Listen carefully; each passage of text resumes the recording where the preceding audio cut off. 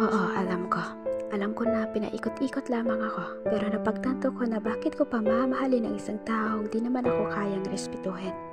Hindi na ako aasa pa na ako'y iyong mamahalin pa ng sobra, sapagkat tanggap ko na pagkakaibigan lamang ang maibibigay mo sa isang tulad ko. Ang sakit na isipin na akala ko ako yung mamahalin na rin ng kagaya ng pagmamahal ko sa'yo. Ngunit guni-guni ko lang pala ang mga iniisip ko.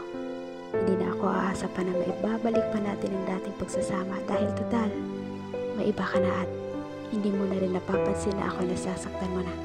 Imahinasyon ko lang pala ang lahat. Akala ko kasi gusto mo na rin ako at lahat-lahat. Pero ano pa bang magagawa ko? Hindi naman kita maipipilit na ako'y mamahalin mo din ng todo. At bakit ako masasaktan? Wala naman tayong label katulad din ng iba dyan.